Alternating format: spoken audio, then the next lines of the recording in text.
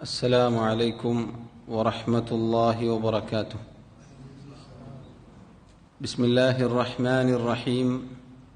الحمد لله رب العالمين، وصلى الله وسلم وبارك على عبده ورسوله نبينا محمد وعلى آله وأصحابه أجمعين. أما بعد، اللهم فقهنا في الدين، اللهم علمنا ما ينفعنا وانفعنا بما علمتنا وزدنا علما. اللهم اجعل أعمالنا كلها صالحة واجعلها لوجهك خالصة ولا تجعل منها لأحد شيئا. ബഹുമാന്യരായ സഹോദരങ്ങളെ, മഹാനായ ഷെയ്ഖുൽ ഇസ്ലാം മുഹമ്മദ് ബിൻ അബ്ദുൽ വഹാബ് റഹിമഹുല്ലാഹ് അദ്ദേഹത്തിൻ്റെ ശുറൂത്തു സ്വലാത്തി വ അർക്കാനുഹ വ വാജിബാത്തുഹ എന്ന കിതാബാണ് നമ്മൾ പഠിച്ചു വരുന്നത്.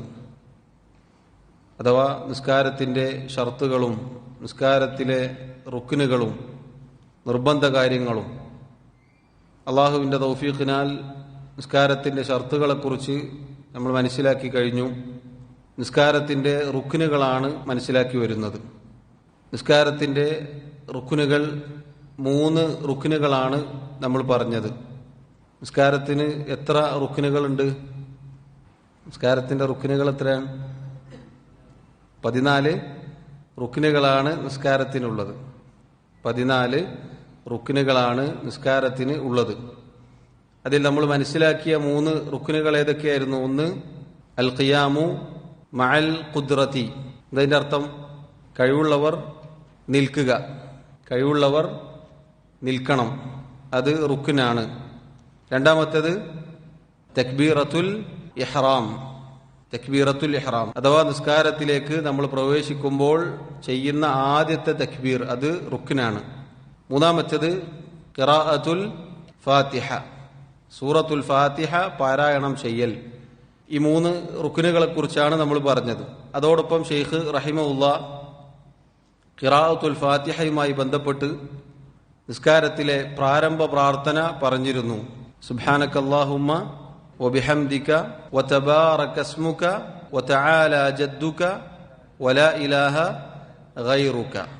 അതിനുശേഷം ഷെയ്ഖ് റഹിമഹുല്ലാഹ് അദ്ദേഹം സൂറത്തുൽ ഫാത്തിഹ അത് ചുരുങ്ങിയ രൂപത്തിൽ വിശദീകരിക്കുകയുണ്ടായി. അഊദു ബില്ലാഹി മിനശ് ശൈത്വാനിർ റജീം എന്ന അൽ ഇസ്തിആദ പറഞ്ഞു.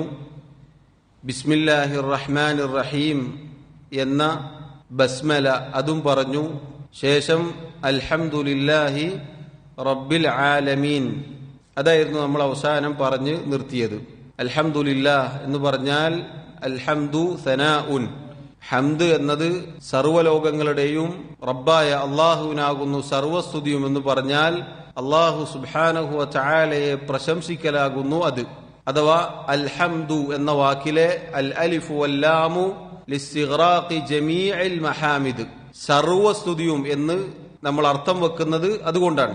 അഥവാ ആ അലിഫും ലാമും സർവസ്തുതിക്കും അള്ളാഹു അർഹനാണ് എന്നതാണ് അറിയിക്കുന്നത്. അതുകൊണ്ടാണ് നമ്മൾ അൽഹംദുലില്ലാഹ് എന്നതിന് സർവസ്തുതിയും എന്ന അർത്ഥം വെക്കുന്നത്. അതുപോലെ അൽഹംദുലില്ലാഹി റബ്ബിൽ ആലമീൻ. എന്താണ് റബ്ബുൽ ആലമീൻ എന്ന് പറഞ്ഞാൽ അതിന്റെ അർത്ഥം അർ റബ്ബു, റബ്ബ് എന്ന് പറഞ്ഞാൽ ഹുവ അൽ മഅബൂദു, ആരാധ്യൻ എന്നാണ് അതിന്റെ അർത്ഥം. അൽ ഖാലിഖുർ റാസിഖുൽ മാലികുൽ മുതസർരിഫു മുറബ്ബി ജമീഇൽ ആലമീന ബിനിഅമിഹി. അർ റബ്ബു, റബ്ബ് എന്ന് പറഞ്ഞാൽ ഹുവൽ മഅബൂദു, അവനാകുന്നു ആരാധ്യൻ അഥവാ ആരാധനക്കർഹൻ. എന്തുകൊണ്ടാണ് അള്ളാഹു ആരാധനക്കർഹനായി മാറിയത്? അവൻ അൽ ഖാലിഖാകുന്നു, എല്ലാറ്റിന്റെയും സ്രഷ്ടാവാണവൻ, എല്ലാറ്റിനെയും സൃഷ്ടിച്ചത് അള്ളാഹുവാൻ. മറ്റൊരാളും സൃഷ്ടിച്ചിട്ടില്ല, മറ്റൊരാൾക്കും സൃഷ്ടിക്കാൻ കഴിയുകയില്ല. അതുപോലെ റാസിഖ്, എല്ലാവർക്കും റിസ്ക് നൽകുന്നവൻ, ഉപജീവനം നൽകുന്നവൻ അള്ളാഹുവാൻ. അൽ മാലികു, എല്ലാറ്റിന്റെയും ഉടമസ്ഥൻ, അധികാരി അള്ളാഹുവാകുന്നു. അൽ മുതസർരിഫു, കാര്യങ്ങൾ നിയന്ത്രിക്കുന്നത് മാറ്റിമറിക്കുന്നത് അള്ളാഹുവാകുന്നു. മുറബ്ബി ജമീഇൽ ആലമീൻ ബിനിഅമിഹി, സർവ്വലോകങ്ങളെയും അള്ളാഹു അവന്റെ അനുഗ്രഹത്താൽ പടിപടിയായി അവർക്ക് ആവശ്യമുള്ള അനുഗ്രഹങ്ങൾ നൽകി വളർത്തിക്കൊണ്ടുവരുന്നു. അങ്ങനെയുള്ളവനാണ് റബ്ബ് സുബ്ഹാനഹു വ തആല. അള്ളാഹുവാണ് റബ്ബ് എന്നിരിക്കെ അവൻ മാത്രമാകുന്നു ഇലാഹ്.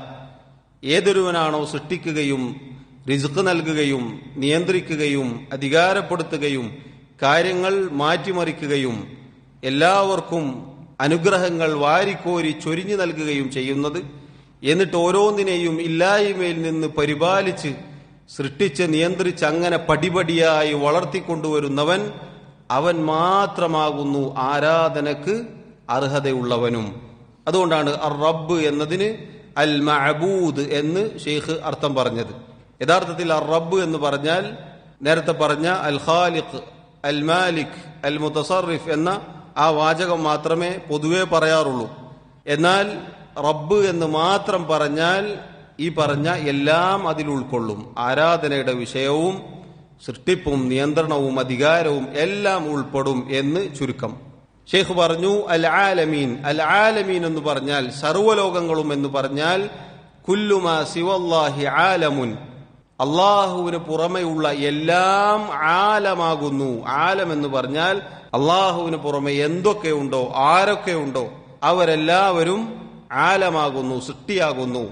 അൽ ആലമീൻ എന്ന് പറഞ്ഞാൽ സർവ്വലോകങ്ങളും, നമ്മൾ കണ്ടതും അറിഞ്ഞതും കേട്ടതും അറിയാത്തതും കേൾക്കാത്തതും കാണാത്തതുമായ എന്തൊക്കെയുണ്ടോ അതെല്ലാം അൽ ആലമീനിൽ ഉൾപ്പെട്ടു.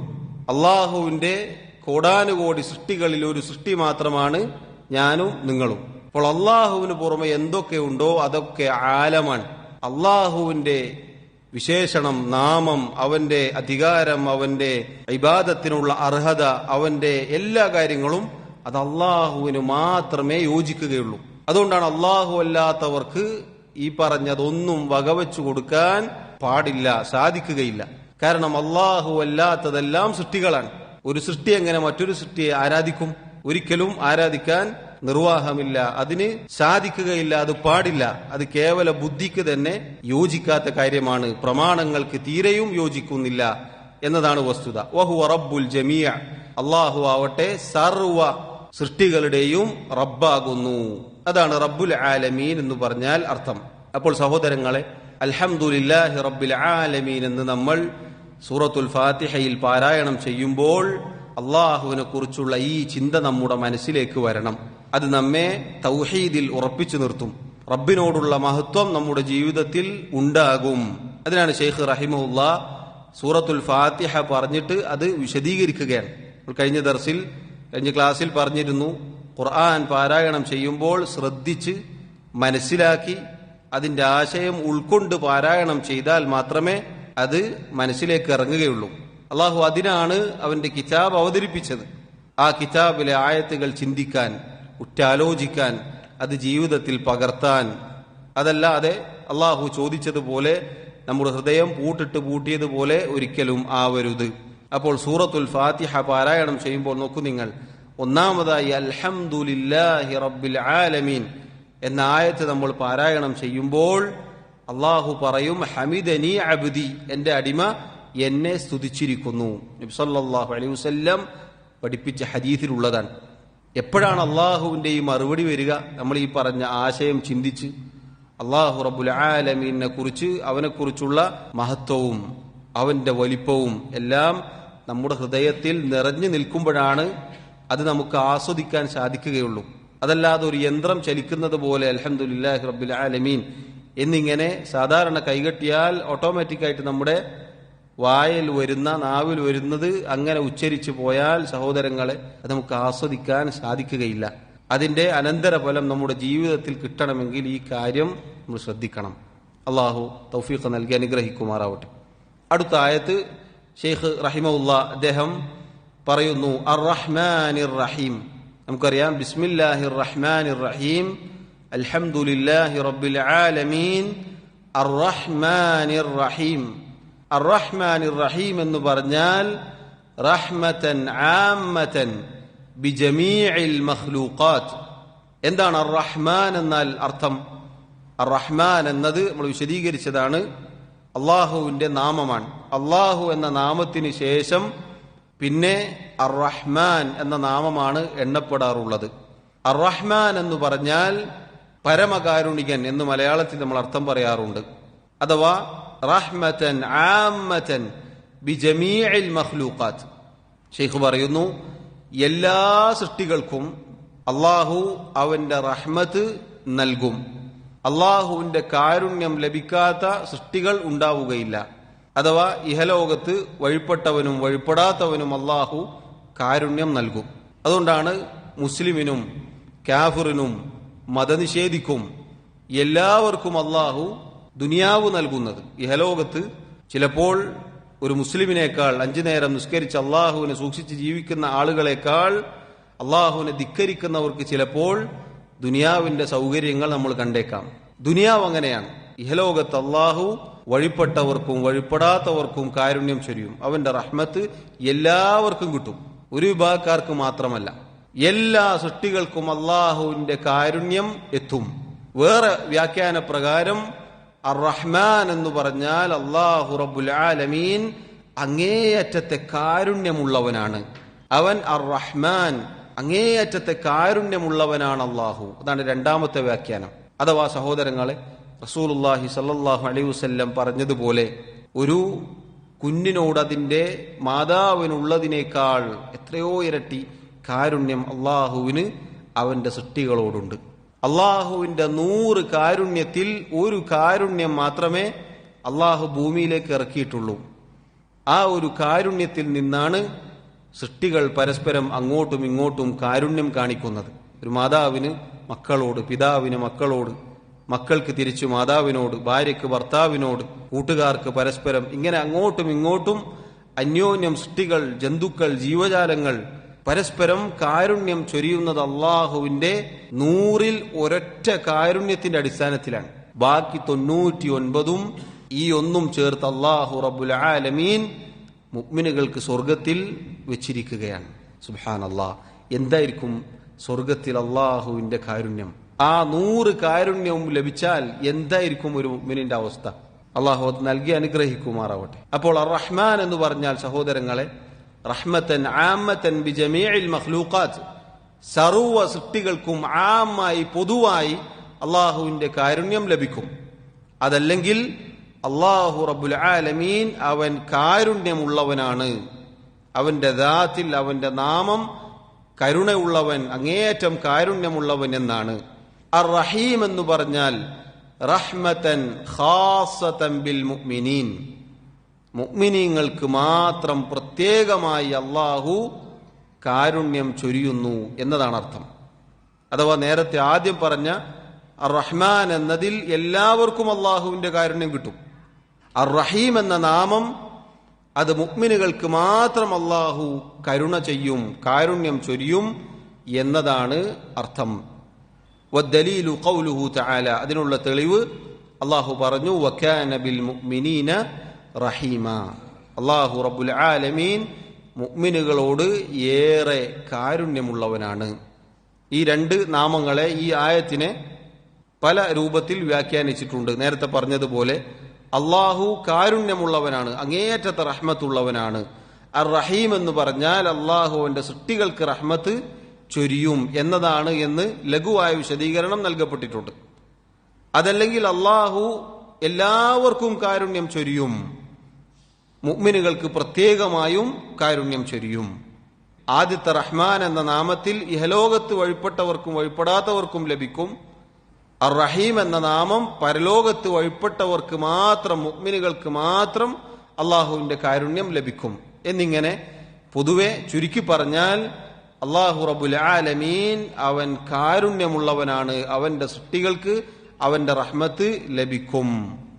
അത് ദുനിയാവിൽ എല്ലാവർക്കും ലഭിക്കും, ആഖിറത്തിൽ മുഅ്മിനീങ്ങൾക്ക് മാത്രം ലഭിക്കും എന്ന് മനസ്സിലാക്കാം. അതിന് ശൈഖ് റഹിമഹുല്ലാഹ് ഒരു തെളിവ് അവിടെ കൊടുത്തു. വകാന ബിൽ മുഅ്മിനീന റഹീമ, അല്ലാഹു റബ്ബുൽ ആലമീൻ മുഅ്മിനുകളോട്, ഈമാനുള്ളവരോട് ഏറെ റഹ്മത്തുള്ളവനാണ്, കാരുണ്യമുള്ളവനാണ്. അടുത്ത ആയത്ത് മാലികി യൗമിദ്ദീൻ, അർ-റഹ്മാൻ റഹീം എന്ന ആയത്ത് കഴിഞ്ഞാൽ മാലികി യൗമിദ്ദീൻ. മാലികി യൗമിദ്ദീൻ എന്ന് പറഞ്ഞാൽ യൗമുൽ ജസാഇ വൽ ഹിസാബ്. നമുക്കറിയാം, അൽഹംദുലില്ലാഹി റബ്ബിൽ ആലമീൻ എന്ന് പറഞ്ഞാൽ സർവ സ്തുതിയും സർവലോകങ്ങളുടെയും റബ്ബായ അള്ളാഹുവിനാകുന്നു. അർ റഹ്മാൻ റഹീം എന്ന് പറഞ്ഞാൽ അവൻ കരുണയുള്ളവനാണ്, അങ്ങേയറ്റത്തെ കാരുണ്യമുള്ളവനാണ്, അവന്റെ സൃഷ്ടികൾക്ക് കാരുണ്യം ചൊരിയുകയും ചെയ്യുന്നവനാണ്. മാലിക് യൗമിദ്ദീൻ എന്ന് പറഞ്ഞാൽ പ്രതിഫല ദിനത്തിന്റെ ഉടമസ്ഥനാകുന്നു അല്ലാഹു തആല.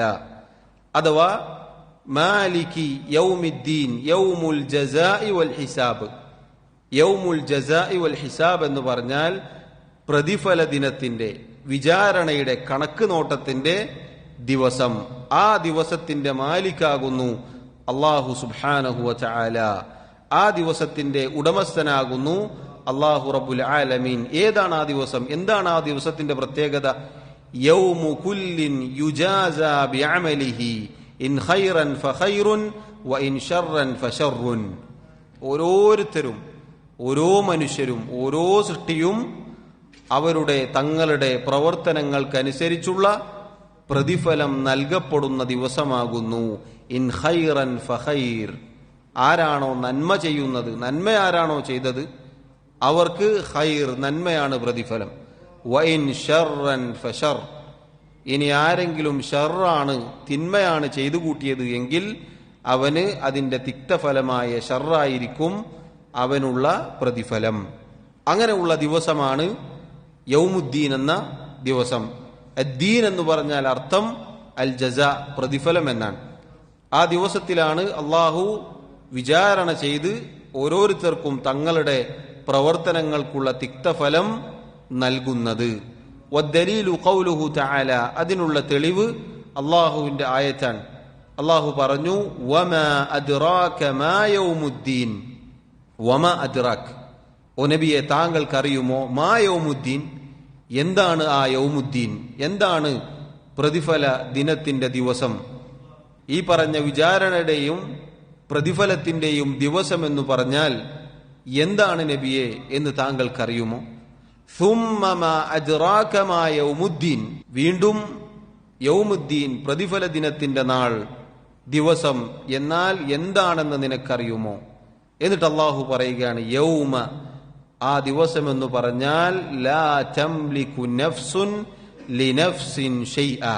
ഒരു നഫ്സും, ഒരാത്മാവും, ഒരു ശരീരവും മറ്റൊരു നഫ്സിന്, മറ്റുള്ളവർക്ക് ഒന്നും ഉടമപ്പെടുത്താത്ത, ഒരാൾക്കും ഒന്നും ചെയ്തു കൊടുക്കാൻ സാധിക്കാത്ത ദിവസമാകുന്നു ആ ദിവസം. വൽ അംറു യൗമഇദിൻ ലില്ലാഹ്.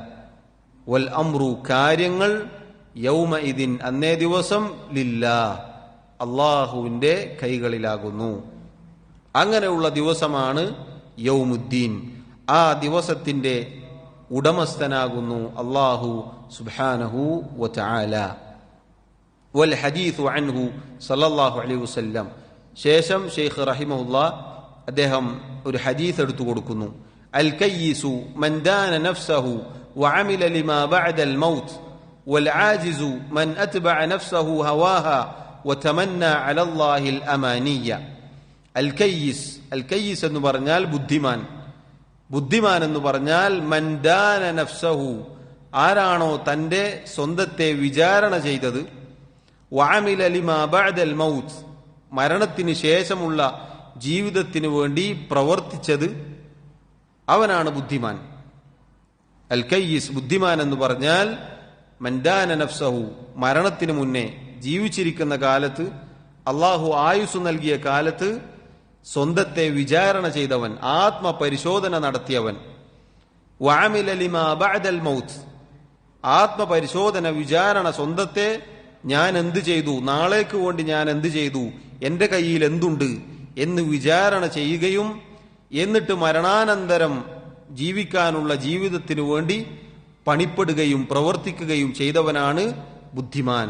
വൽ ആജിസ്, ദുർബലൻ, ദൗർഭാഗ്യവാൻ എന്ന് പറഞ്ഞാൽ മൻ അത്ബഅ നഫ്സഹു ഹവാഹ, ഏതൊരുവനാണോ തന്റെ സ്വന്തം ഇച്ഛയെ, തന്റെ മനസ്സിന്റെ ആഗ്രഹങ്ങളെ, തന്റെ മനസ്സ് വിളിക്കുന്ന വഴിയിലേക്ക് ആ വഴിയെ പിന്തുടർന്നു പോയത്, വതമന്ന അലല്ലാഹിൽ അമാനിയ, അഥവാ തെറ്റുകളിലേക്ക് ഓരോരുത്തരുടെയും മനസ്സ് ക്ഷണിക്കുമ്പോൾ തന്റെ ദേഹേച്ഛക്കെല്ലാം ഉത്തരം നൽകി അതിനെ പിന്തുടരുകയും എന്നാൽ അള്ളാഹു എന്നെ സ്വർഗത്തിലാക്കും, എനിക്ക് പുറത്തു തരും, ഞാൻ സ്വർഗത്തിൽ പോകും, ഞാൻ രക്ഷപ്പെടും എന്ന് അള്ളാഹുവിനെ കുറിച്ച് ഈ രൂപത്തിൽ വിശ്വസിക്കുകയും ചെയ്തവനാണ് ദുർബലൻ, ദൗർഭാഗ്യവാൻ.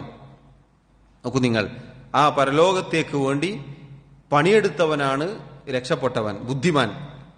എന്നാൽ പരലോകത്തേക്ക് വേണ്ടി പണിയെടുക്കാതെ തിന്മകളിൽ മുഴുകി തന്റെ ഇച്ഛയെ, തന്റെ നഫ്സിനെ പിൻപറ്റുകയും എന്നിട്ട് അള്ളാഹുവിൽ പ്രതീക്ഷ അർപ്പിക്കുകയും ചെയ്യുക, അങ്ങനെയുള്ളവൻ ദൗർഭാഗ്യവാനാണ്, ഭാഗ്യം കെട്ടവനാണ് എന്ന് റസൂലുള്ളാഹി സല്ലല്ലാഹു അലൈഹി വസല്ലം പറഞ്ഞ ഹദീസ് കൂടി അദ്ദേഹം എടുത്തു കൊടുക്കുകയാണ്. സഹോദരങ്ങളെ, ഈ ഹദീസിനെ കുറിച്ച് പണ്ഡിതന്മാർ പറഞ്ഞു, അതിന്റെ സനദിൽ ദുർബലതയുണ്ട്, എന്നാൽ അതിന്റെ ലഫുൽ, അതിന്റെ അർത്ഥം അത് ശരിയാണ്.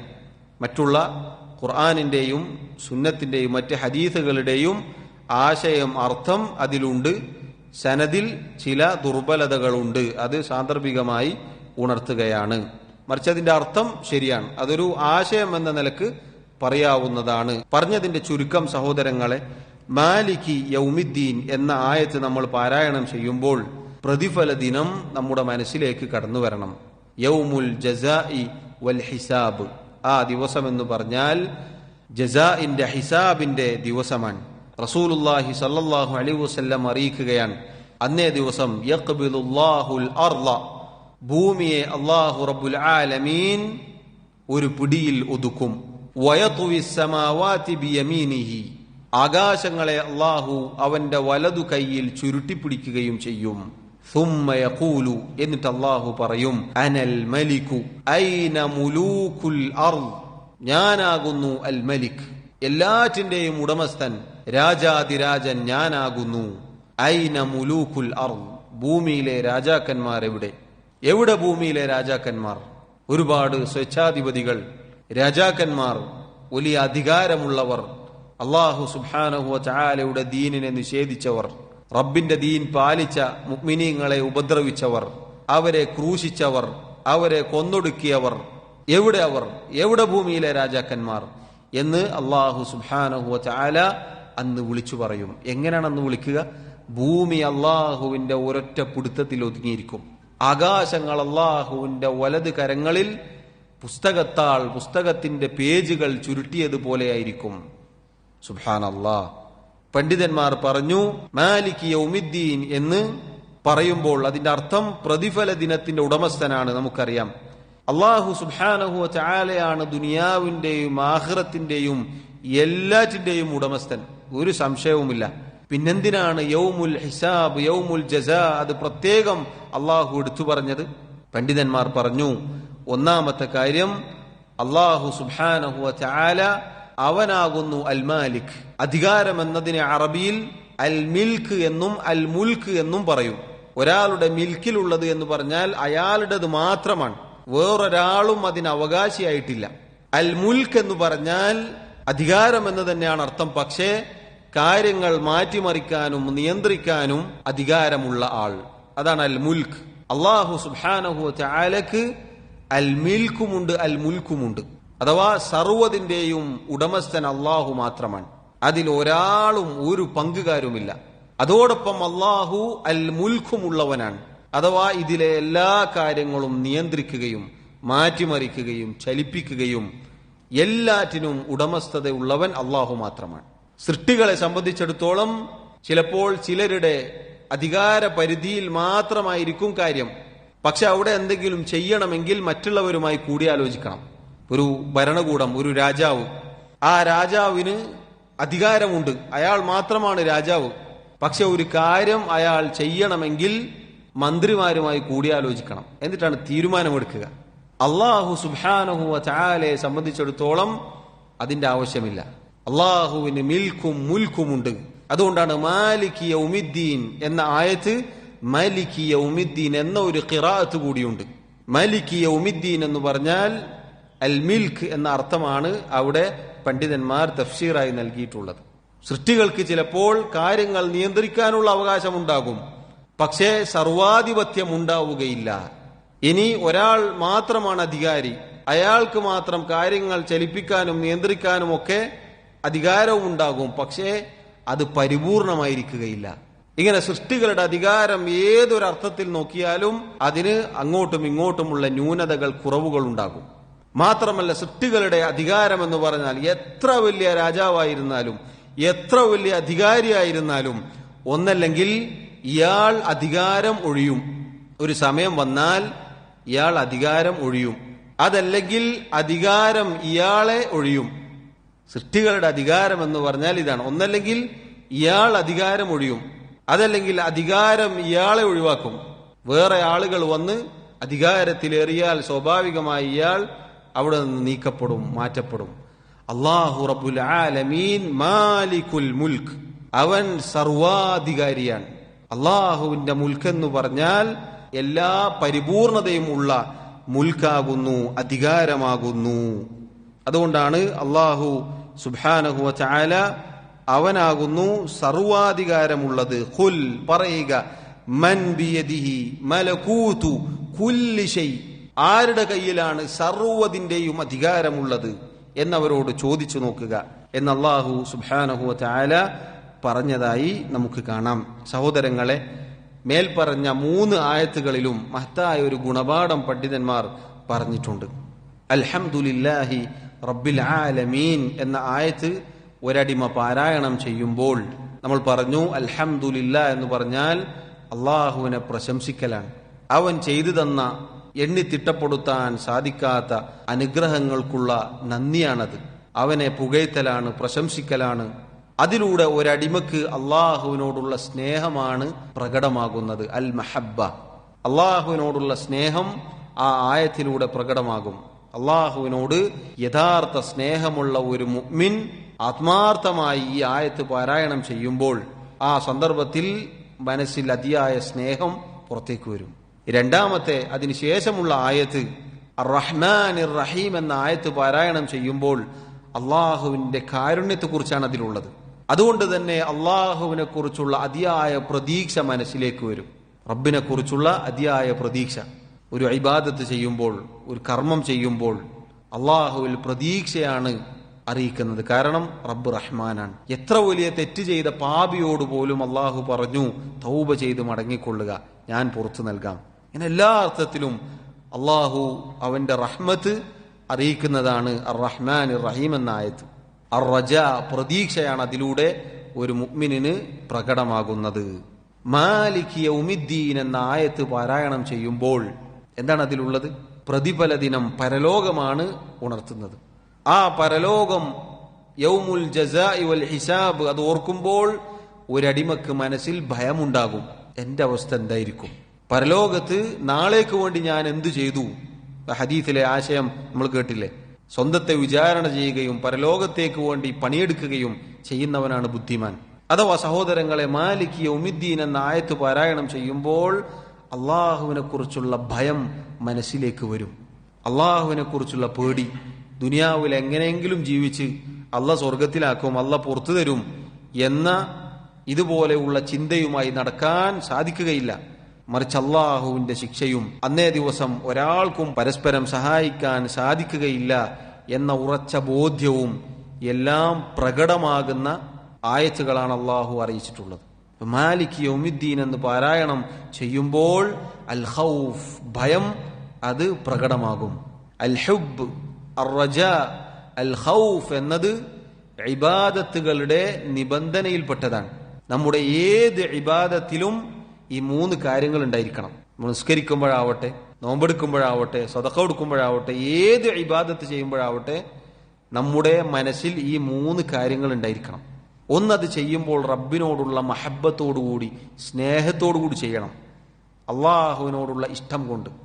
അള്ളാഹു മുഅ്മിനുകളെ കുറിച്ച് പറഞ്ഞില്ലേ, വല്ലദീന ആമനു അശദ്ദു ഹുബ്ബൻ ലില്ലാഹ്, ഈമാനുള്ളവർ, മുഅ്മിനുകൾ, അവർക്കാകുന്നു അള്ളാഹുവിനോട് കഠിനമായ സ്നേഹമുള്ളത്. റബ്ബിനോടുള്ള സ്നേഹം എന്ന് പറഞ്ഞാൽ സഹോദരങ്ങളെ കേവലം വാക്കിൽ, നാവിൽ ഒതുക്കാനുള്ളതല്ല. അത് നമ്മുടെ മനസ്സിൽ ഉണ്ടാവേണ്ട, മനസ്സുകൊണ്ട് നമ്മൾ ചെയ്യേണ്ട ഇബാദത്തിൽപ്പെട്ടതാണത്. അള്ളാഹുവിനോടുള്ള സ്നേഹം മനസ്സിൽ നിറഞ്ഞു നിന്നാൽ മാത്രമേ ഇബാദത്തിന്റെ മാധുര്യം നമുക്ക് ആസ്വദിക്കാൻ സാധിക്കുകയുള്ളൂ. ഏത് ഇബാദത്ത് ചെയ്യുമ്പോഴും, ഏത് ഇബാദത്ത് ചെറുതാവട്ടെ വലുതാകട്ടെ, ഏത് ഇബാദത്ത് ചെയ്യുമ്പോഴും റബ്ബിനോടുള്ള മഹബ്ബത്ത്, സ്നേഹം അത് മനസ്സിലുണ്ടാവണം. അത് നിബന്ധനയാണ്. മഹബ്ബത്തില്ലാതെ, സ്നേഹമില്ലാതെ ഒരു ഇബാദത്തില്ല. അള്ളാഹുവിനോട് സ്നേഹമില്ലാതെ എന്തെങ്കിലും കാട്ടിക്കൂട്ടിയിട്ട് എന്താണ് കാര്യം? അള്ളാഹുവിനോടുള്ള മഹബ്ബത്ത് ഉണ്ടാവുമ്പോഴാണ് നമ്മുടെ ഇഖ്ലാസ്, നമ്മുടെ നിഷ്കളങ്കത അത് പൂർത്തീകരിക്കാൻ നമുക്ക് സാധിക്കുകയുള്ളൂ. ഒന്നാമതായി അതുണ്ടായിരിക്കണം. സൂറത്തുൽ ഫാത്തിഹ നമുക്കത് പഠിപ്പിച്ചു തരുന്നു. ഈ പറഞ്ഞ സ്നേഹം അത് പരിധി വിടാൻ പാടില്ല. അള്ളാഹുവിനോടുള്ള സ്നേഹം പരിധി വിട്ടാൽ പിഴച്ച സൂഫികളുടെ അവസ്ഥയിലേക്ക് എത്തും. അതുകൊണ്ടാണ് ചില വിവരമില്ലാത്ത പിഴച്ച സൂഫികൾ പറയുന്നത്, അള്ളാഹുവിനോടുള്ള മഹബ്ബത്ത് കൊണ്ട് മാത്രമാണ് ഞാൻ ജീവിക്കുന്നത്, വേറൊന്നും എന്റെ ജീവിതത്തിലില്ല. രണ്ടാമത്തേത് അർറജ, പ്രതീക്ഷയാണ്. അള്ളാഹുവിലുള്ള പ്രതീക്ഷ അറ്റുപോയ ഒരുപാട് ആളുകളുണ്ട്. അങ്ങനെയുള്ള ആളുകളാണ് തെറ്റുകൾ ചെയ്ത് തെറ്റുകളിലായി ജീവിച്ച് പിന്നെ അവരുടെ മനസ്സ് നിരാശപ്പെട്ടു പോവുകയാണ്. ഇനി ഞാൻ ആരോട് ചോദിക്കാൻ, എന്തു പറയാൻ, ഏതായാലും ഇങ്ങനെ തന്നെയായി, അങ്ങനെ തന്നെ മരിക്കാം എന്ന് പറഞ്ഞ് ജീവിതം നശിപ്പിക്കുന്ന എത്രയോ ആളുകളുണ്ട്. അത് പാടില്ല. അള്ളാഹുവിൽ പ്രതീക്ഷ വെക്കേണ്ടവനാണ് മുഅ്മിൻ. അർ-റഹ്മാൻ റഹീം എന്ന ആയത്ത് പാരായണം ചെയ്യുമ്പോൾ, വായിക്കുമ്പോൾ, അതിന്റെ അർത്ഥം മനസ്സിലാക്കുമ്പോൾ തെറ്റുകൾ ചെയ്താൽ റബ്ബിലേക്ക് മടങ്ങാൻ, ഇബാദത്തുകൾ ചെയ്യുമ്പോൾ അള്ളാഹു സ്വീകരിക്കും, അള്ളാഹു സ്വർഗം നൽകും എന്നിങ്ങനെയുള്ള പ്രതീക്ഷ മനസ്സിലേക്ക് കടന്നു വരുമ്പോൾ ആണ് ഇബാദത്തിന്റെ നിബന്ധന ഒക്കുക. അപ്പോഴാണ് ഇബാദത്തിന് മധുരം ഉണ്ടാവുക, ആസ്വദിക്കാൻ സാധിക്കുക. അപ്പോഴാണ് രണ്ടാമത്തെ നിബന്ധന അർ-റജ, പ്രതീക്ഷ. അതും പരിധി വിടാൻ പാടില്ല. ചില ആളുകൾ റബ്ബിലുള്ള പ്രതീക്ഷ പരിധി വിട്ട് എന്ത് തെറ്റ് ചെയ്താലും കുഴപ്പമില്ല, ശിർക്ക് ചെയ്താലും കുഴപ്പമില്ല, അള്ളാഹു പുറത്തു തരും എന്ന് പറയുന്ന ആളുകളുണ്ട്. തെറ്റാണ്. അള്ളാഹുവിലുള്ള പ്രതീക്ഷ എന്ന് പറഞ്ഞാൽ അള്ളാഹുവിനുള്ള ഇബാദത്ത്, നേരത്തെ പറഞ്ഞതുപോലെ അള്ളാഹുവിനോടുള്ള സ്നേഹം മനസ്സിൽ നിലനിർത്തി അങ്ങനെ ഇബാദത്ത് ചെയ്യുമ്പോൾ ഉണ്ടാവേണ്ട പ്രതീക്ഷ, അതാണ് പ്രതീക്ഷ. അല്ലാതെ മൻ അത്ബഅ നഫ്സഹു ഹവാഹ വതമന്ന അലല്ലാഹിൽ അമാനി എന്ന പോലെയല്ല. എല്ലാ തിന്മകളും എല്ലാ തെറ്റും ചെയ്യുക എന്നിട്ട് റബ്ബിൽ പ്രതീക്ഷ വെക്കുക എന്നതല്ല. ഇബാദത്തിനോടൊപ്പമുള്ള പ്രതീക്ഷ, അതാണ് പ്രശംസനീയമായ പ്രതീക്ഷ. മൂന്നാമത്തേത് അൽ ഖൗഫ് മാലിക് യൗമിദ്ദീൻ എന്ന ആയത്ത് പാരായണം ചെയ്യുമ്പോഴുള്ള പേടിയാണ്. അത് മുഅ്മിനുകളുടെ അടയാളത്തിൽപ്പെട്ടതാണ്. എത്ര കണ്ട് ഇബാദത്തുകൾ ചെയ്താലും മുഅ്മിനുകളുടെ മനസ്സ് പേടിച്ച് വിറച്ച അവസ്ഥയിലായിരിക്കും. സൂറത്തുൽ മുഅ്മിനൂനിൽ അള്ളാഹു പറഞ്ഞില്ലേ, അള്ളാഹു നൽകിയതിൽ നിന്ന് അവർ ചിലവഴിക്കുമ്പോൾ, ഇബാദത്ത് ചെയ്യുമ്പോൾ അവരുടെ മനസ്സ് എന്താണ്? അവരുടെ മനസ്സിന്റെ അവസ്ഥ ഖുലൂബുഹും വജ്ല, അവരുടെ ഹൃദയങ്ങൾ പേടിച്ച് ഉറച്ച അവസ്ഥയിലായിരിക്കും. അള്ളാഹു ഇത് എന്നിൽ നിന്നും സ്വീകരിക്കുമോ എന്ന പേടിയിലായിരിക്കും മുഅ്മിനുകൾ ഉണ്ടാവുക. ഇതാണ് മുന്നേ നമ്മൾ പലപ്പോഴും കേട്ടിട്ടുണ്ടാകും. ഇബ്രാഹിം അലൈഹിസ്സലാത്തു വസ്സലാമും ഇസ്മായിൽ അലൈഹിസ്സലാത്തു വസ്സലാമും അള്ളാഹുവിന്റെ കൽപ്പന പ്രകാരമാണ് അവർ കഅബ നിർമ്മിച്ചത്. സൂറത്തുൽ ബഖറയിൽ നമുക്ക് കാണാം. ആ കഅബ അതിന്റെ പണി തീർന്നപ്പോൾ അവർ അള്ളാഹുവിനോട് പ്രാർത്ഥിക്കുകയാണ്, റബ്ബന തഖബ്ബൽ മിന്നാ ഇന്നക അൻതസ് സമീഉൽ അലീം. അള്ളാഹുവേ, നീ ഞങ്ങളിൽ നിന്നും സ്വീകരിക്കണേ, നീ ഞങ്ങളിൽ നിന്നും സ്വീകരിക്കണേ. തീർച്ചയായും നീ എല്ലാം കേൾക്കുകയും എല്ലാം അറിയുകയും ചെയ്യുന്നവനാണ്. ആരാണ് ഈ പ്രാർത്ഥിക്കുന്നത്? അതുകൊണ്ടാണ് സലഫുകളിൽ മുൻഗാമികളിൽപ്പെട്ട ചിലർ ഈ ആയത്ത് പാരായണം ചെയ്തുകൊണ്ട് അവർ കരഞ്ഞു എന്നാണ്. എന്നിട്ട് പറഞ്ഞു, ഖലീലുർ റഹ്മാൻ, അള്ളാഹുവിന്റെ ഉറ്റമിത്രമായ ഖലീൽ, റഹ്മാനായ റബ്ബിന്റെ കൂട്ടുകാരൻ ഇബ്രാഹിം അലൈഹിസ്സലാത്തു വസ്സലാം അള്ളാഹുവിന്റെ ഭവനമാണ് പണിയുന്നത്, അള്ളാഹുവിന്റെ കൽപ്പന പ്രകാരമാണ് പണിഞ്ഞത്. എന്നിട്ട് അദ്ദേഹം ഭയപ്പെടുകയാണ് സ്വീകരിക്കുകയില്ല എന്ന്. നമ്മുടെ അവസ്ഥ എന്താണ്? നമ്മളിങ്ങനെ ചെയ്യും, എന്നിട്ട് നമ്മൾ പ്രതീക്ഷിക്കും. നമ്മുടെ ന്യൂനതകളോ കുറവുകളോ അതിലേക്ക് തിരിഞ്ഞു നോക്കാൻ നമ്മൾ തയ്യാറല്ല. മുഅ്മിനുകളെ സംബന്ധിച്ചിടത്തോളം എത്ര കണ്ട് ഇബാദത്ത് ചെയ്താലും അവർക്ക് പേടിയുണ്ടാവും. അള്ളാഹുവെ, ചെറിയ എന്തെങ്കിലും അബദ്ധങ്ങൾ കൊണ്ട്, ചെയ്ത തെറ്റുകൾ കൊണ്ട് അള്ളാഹു ഇത് സ്വീകരിക്കാതിരിക്കുമോ എന്ന പേടി മനസ്സിലുണ്ടാകും. മുഅ്മിനിന്റെ അടയാളമാണ്. മുഅ്മിനിന്റെ അടയാളത്തിൽപ്പെട്ടതാണ് പേടിയും പ്രതീക്ഷയും ഒരുമിപ്പിച്ചുകൊണ്ടാണ് മുഅ്മിൻ മുന്നോട്ട് പോവുക. ഇബാദത്ത് ചെയ്യും, പ്രതീക്ഷിക്കും, അതോടൊപ്പം പേടിയുണ്ടാവും. നോക്കൂ, ഈ മൂന്ന് കാര്യങ്ങളും നമ്മുടെ ഇബാദത്തിന്റെ ഷർത്തുകളാണ്. നമ്മുടെ എല്ലാ ഇബാദത്തിലും ഇതുണ്ടായിരിക്കണം. ഏത് ഇബാദത്ത് നമ്മൾ ചെയ്യുമ്പോഴും. അത് സൂറത്തുൽ ഫാത്തിഹയിൽ അല്ലാഹു റബ്ബുൽ ആലമീൻ അടുത്തടുത്തുള്ള 3 ആയത്തുകളിലായി നമ്മെ അറിയിക്കുകയാണ്. അതുകൊണ്ട് സഹോദരങ്ങളെ, നമ്മളിത് പാരായണം ചെയ്യുമ്പോൾ, ഈ ആയത്ത് പാരായണം ചെയ്യുമ്പോൾ നമ്മുടെ മനസ്സിൽ ഈ ചിന്ത ഉണ്ടായിരിക്കണം. അല്ലാഹു സുബ്ഹാനഹു വ തആല ഒരു മനുഷ്യന് ഇഹലോകത്തും പരലോകത്തും പ്രതിഫലം നൽകും. ഇഹലോകത്തും പരലോകത്തും പ്രതിഫലം നൽകും. ഇഹലോകത്ത് പ്രതിഫലമുണ്ടാകും, പരലോകത്തും ഉണ്ടാകും. നബി സല്ലല്ലാഹു അലൈഹി വസല്ലം പറഞ്ഞു, ഇന്നല്ലാഹ ലാ യദ്ലിമു മുഅ്മിനൻ ഹസനതൻ. തീർച്ചയായും അല്ലാഹു റബ്ബുൽ ആലമീൻ ഒരു മുഅ്മിനിനോടും ഒരു വിശ്വാസിയോടും അവൻ ചെയ്ത നന്മയുടെ കാര്യത്തിൽ ഒരു തരിമ്പ് പോലും അനീതി കാണിക്കുകയില്ല. യുഅതാ ബിഹാ ഫിദ്ദുനിയ, ദുനിയാവിൽ അവന് അതിന്റെ പ്രതിഫലം അല്ലാഹു നൽകും. വയുജ്സാ ബിഹാ ഫിൽ ആഖിറ, പരലോകത്താവട്ടെ അല്ലാഹു റബ്ബുൽ ആലമീൻ അതിന്റെ യഥാർത്ഥ പ്രതിഫലം പൂർത്തീകരിച്ച് പരിപൂർണമാക്കി നൽകും. അതേപോലെ തന്നെ വഅമ്മൽ കാഫിർ, കാഫിറായ മനുഷ്യൻ, ഫയുതഅമു ബിഹസനാതി മാ അമില ലില്ലാഹി ഫിദ്ദുനിയ, ദുനിയാവിൽ അല്ലാഹുവിന് വേണ്ടി ചെയ്ത അഥവാ നിഷ്കളങ്കമായി ഒരു കാഫിർ പ്രവർത്തിച്ചു എന്ന് വിചാരിക്കുക. അല്ലാഹു അതിന് പ്രതിഫലമായി ദുനിയാവിൽ അവന് ഭക്ഷണം, ഉപജീവനം നൽകും. ദുനിയാവിൽ അല്ലാഹു കൊടുക്കും. ഹത്താ ഇദാ ജാഅ യൗമൽ ഖിയാമ, ഖിയാമത്ത് നാളായി കഴിഞ്ഞാൽ, പരലോകത്തേക്ക് അവൻ വന്നു കഴിഞ്ഞാൽ, ലം തകുൻ ലഹു ഹസനതുൻ യുജ്സാ ബിഹാ, പരലോകത്ത് അതിന് പ്രതിഫലമായി യാതൊന്നും തന്നെ ഉണ്ടാവുകയില്ല. കാരണം കാഫിറിന്റെ, നിഷേധിയുടെ അമലുകൾ അല്ലാഹു പരലോകത്ത് സ്വീകരിക്കുകയില്ല. ദുനിയാവിൽ കൊടുക്കേണ്ടത് കൊടുക്കും. അപ്പൊ നിങ്ങൾ അല്ലാഹു റബ്ബുൽ ആലമീൻ ദുനിയാവിലും ആഖിറത്തിലും പ്രതിഫലം നൽകും. എന്നാൽ ആഖിറത്ത് അല്ലാഹു റബ്ബുൽ ആലമീൻ പരലോകത്തെ പ്രത്യേകമാക്കി പറഞ്ഞത് അന്ന് അല്ലാഹു റബ്ബുൽ ആലമീൻ അവന്റെ അധികാരം അത് പ്രകടമായി എല്ലാവർക്കും ബോധ്യപ്പെടാനാണ്. ദുനിയാവിൽ നേരത്തെ പറഞ്ഞതുപോലെ വലിയ വലിയ സ്വേച്ഛാധിപതികൾ, രാജാക്കന്മാർ കഴിഞ്ഞുപോയിട്ടുണ്ട്. പരലോകത്ത് അവരെല്ലാവരും വരിക എങ്ങനെയാണ്? ഹുഫാതൻ ഉറാതൻ ഗുർലൻ ബുഹ്മൻ, ചെരുപ്പില്ലാതെ, ചേലാകർമ്മം ചെയ്യപ്പെടാതെ, വസ്ത്രമില്ലാതെ, കൈകളിൽ ഒന്നുമില്ലാതെ എല്ലാവരും വകുല്ലുഹും ആതീഹി യൗമൽ ഖിയാമത്തി ഫർദ, അല്ലാഹു പറഞ്ഞതുപോലെ ഓരോരുത്തരും തനിച്ച് ഒറ്റക്കൊറ്റക്കാണ് അവിടെ വരിക. അവിടെ ദുനിയാവിലെ വലിയ രാജാവാണ് എന്ന് പറഞ്ഞതുകൊണ്ട് യാതൊരു കാര്യവുമില്ല, പറയാൻ സാധിക്കുകയില്ല. ഫിറഔന അന റബ്ബുകുമുൽ അഅല, ഞാനാകുന്നു റബ്ബ്, അത്യുന്നതനായ റബ്ബ് എന്ന് പറഞ്ഞവൻ വരെ അവിടെ ഈ രൂപത്തിൽ നിന്ദ്യനായിക്കൊണ്ട്, അപമാനിതനായിക്കൊണ്ട്, ഒരധികാരവുമില്ലാതെ, ഒന്നുമില്ലാതെ, ദുനിയാവിൽ അണിഞ്ഞ വസ്ത്രങ്ങൾ വരെ ഇല്ലാതെ, ചെരുപ്പില്ലാതെ, നബി സല്ലല്ലാഹു അലൈഹി വസല്ലം പരലോകത്ത് ആളുകൾ വരുന്ന ആ രംഗം പറഞ്ഞ ഹദീസ് നിങ്ങൾ നോക്കൂ. എന്താണ് അതിന്റെ അവസ്ഥ? വസ്ത്രമില്ല, ചെരുപ്പില്ല എന്ന് പറഞ്ഞാൽ ഒന്നുമില്ലാതെ അത്രയും നിസാരന്മാരായിക്കൊണ്ടാണ് ഓരോരുത്തരും കടന്നു വരിക എന്നാണ്. അന്ന് അല്ലാഹുവിന്റെ മുൽക്ക്, അവന്റെ അധികാരം അത് പ്രകടമാകുന്ന ദിവസമാണ്. അല്ലാഹുവാണ് എല്ലാറ്റിന്റെയും ഉടമസ്ഥൻ. പക്ഷെ പരലോകം അല്ലാഹുവിടെ പ്രത്യേകം എടുത്തു പറഞ്ഞത് അതിൽ പേടിപ്പെടുത്തലുണ്ട്, അതിൽ ഓർമ്മപ്പെടുത്തലുണ്ട്, അതിൽ ഭയപ്പെടുത്തലുണ്ട്. ഒരുപാട് കാര്യങ്ങൾ ഒതുങ്ങി നിൽക്കുന്നു, ഒളിഞ്ഞിരിക്കുന്നു എന്ന് മഹാന്മാരായ പണ്ഡിതന്മാർ വിശദീകരിച്ചതായി നമുക്ക് കാണാം. പറഞ്ഞതിന്റെ ചുരുക്കം സഹോദരങ്ങളെ, മാലിക് യൗമിദ്ദീൻ എന്ന് നമ്മൾ പാരായണം ചെയ്യുമ്പോൾ പരലോകത്ത് ചെന്ന് നിൽക്കുന്ന രംഗവും നമ്മുടെ അമലും നമ്മുടെ കർമ്മവും നമ്മുടെ എല്ലാം നമുക്ക് ഓർമ്മയുണ്ടായിരിക്കണം. നമ്മൾ ചിന്തിക്കണം, നമ്മൾ നമ്മുടെ സ്വന്തത്തെ ആത്മപരിശോധന നടത്തണം. മരണത്തിന് ശേഷമുള്ള ജീവിതത്തിന് വേണ്ടി പണിയെടുക്കണം. അതല്ലാതെ എല്ലാ തോന്നിവാസവും ചെയ്ത് എന്നിട്ട് അല്ലാഹുവിൽ പ്രതീക്ഷ വെക്കുന്ന ദൗർഭാഗ്യവാന്മാരെ പോലെ ആവരുത് എന്ന് ചുരുക്കം. സഹോദരങ്ങളെ, അല്ലാഹു സുബ്ഹാനഹു വ തആല അടുത്ത ആയത്തിൽ പറയുന്നു, ഇയ്യാക നഅ്ബുദു വ ഇയ്യാക നസ്തഈൻ.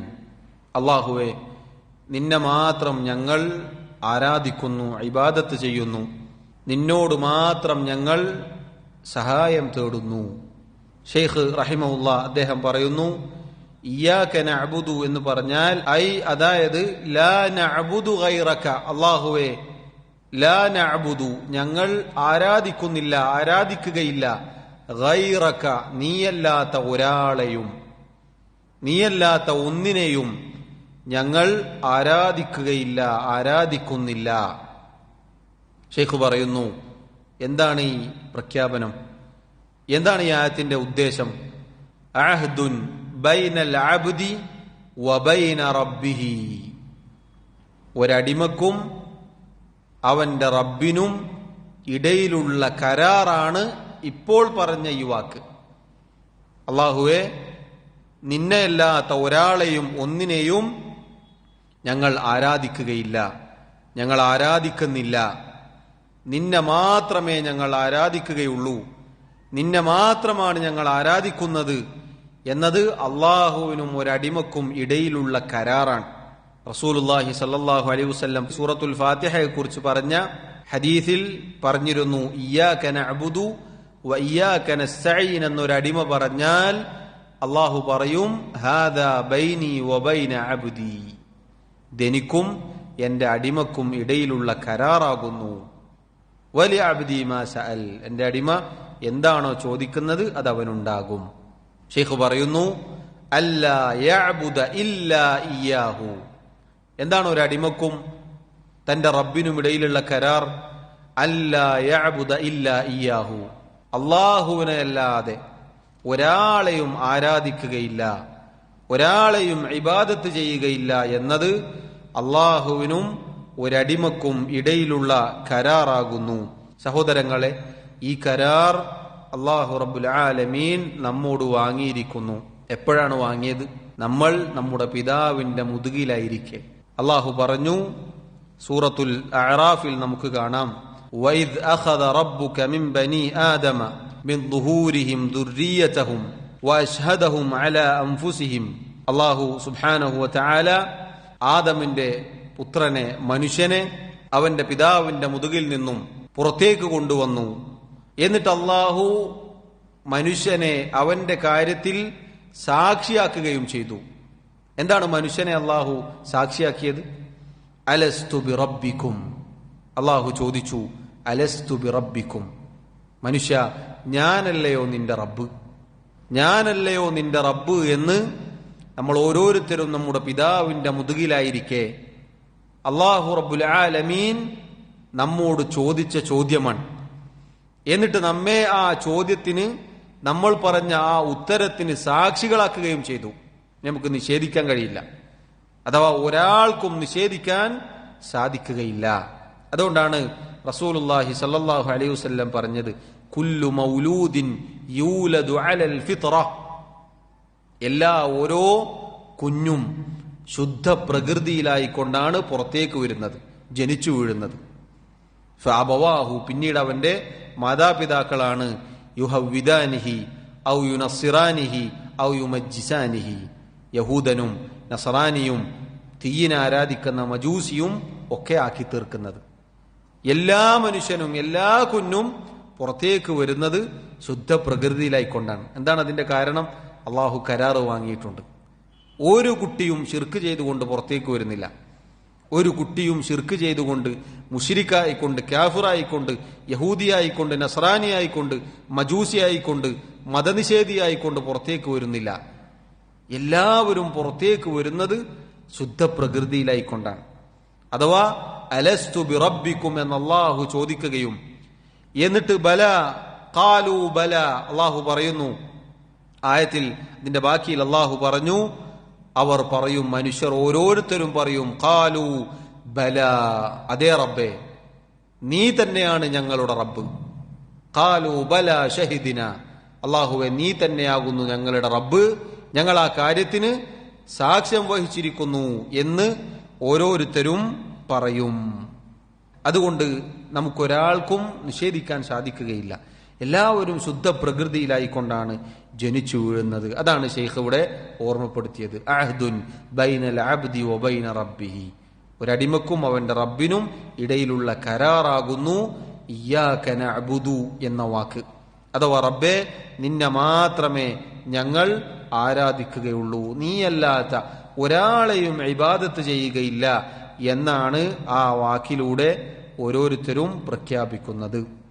ഇൻഷാ അല്ലാഹ് ഇതിന്റെ ബാക്കി നമുക്ക് അടുത്ത ദർസിൽ പറയാം. അല്ലാഹു സുബ്ഹാനഹു വ തആല കാര്യങ്ങൾ കൃത്യമായി പഠിക്കുവാനും മനസ്സിലാക്കുവാനും അത് ജീവിതത്തിൽ പകർത്തുവാനും നമ്മെ ഓരോരുത്തരെയും അനുഗ്രഹിക്കുമാറാവട്ടെ. നമുക്ക് ഓരോരുത്തർക്കും തൗഫീഖ് നൽകി അനുഗ്രഹിക്കുമാറാവട്ടെ. വല്ലാഹു തആല അഅല വഅലം. وصلى الله وسلم وبارك على نبينا محمد وعلى آله وأصحابه أجمعين. سبحانك اللهم وبحمدك أشهد أن لا إله إلا أنت أستغفرك وأتوب إليك. والسلام عليكم ورحمة الله وبركاته.